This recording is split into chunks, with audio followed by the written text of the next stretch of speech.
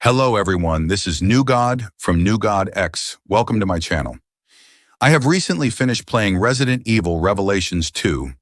It's a third-person survival horror game. The game is designed to be played in cooperative mode. It means two players can play at the same time, each controlling one character. But since I play single-player solo, I played the game alone while my sidekick was AI. Anyway, so the story of this game is very straightforward. But since the timeline is presented in not a straight way, playing this first time can be a bit confusing, as the story has two events with a gap of 6 months. I think it would be better if the level design was done in such a way that the second event would have more decay than the first event, clearly pointing out that the second event is later in time. That would have added an extra layer of detail and would add to the gameplay. If you wish, you can read the story in Wikipedia. The story revolves around 4 characters. We get to play 2 characters together.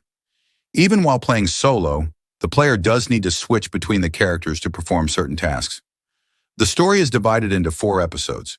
The sidekick characters are weaker as they don't use guns. I believe the story was designed in a manner to have the sidekicks assist the main characters, cause the sidekicks would not survive on their own, or the player can't just keep playing as the sidekick. You would need to switch to the primary characters in order to fight and survive. The gameplay is decent. The graphics was nice. The game does feels nice, just like a horror survival game should look. The gunplay was typical third-person shooter, nothing new but decent. The weapons are okay, since third-person shooters don't have to focus on weapons like first-person shooters. The weapons are upgradable, but you can only upgrade damage, fire rate kind of things. You can't add a laser light or a silencer to the guns. The game is science fiction, but the main villain, Alex, looks like a witch most of the game, and there are some places that looks like satanic ritualistic. Anyways, that don't makes much difference to the game. The game has an inventory system which is shared, meaning both the players can carry items in their inventory and use each other's items. The game also has items which can be combined to make items. There is a raid mode as well, which are small missions, and completing would give some weapons and skills. You can play 5 different characters in raid mode.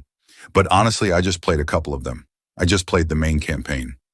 Along with that, there are 2 more bonus episodes named Little Miss and the Struggle. The story has 2 endings, a good ending and a bad ending. But the good ending is canon. The bad ending is just a possibility but does not take place in the real Resident Evil main storyline. In my personal review, I will give it 5 out of 10. It's a decent game, and if you have never played it, you can play this once. I have not played Resident Evil Revelations Part 1. I am not really interested in playing that game either. In any case, this is New God from New God X. Live a long and wonderful life, and I will see you in the next video.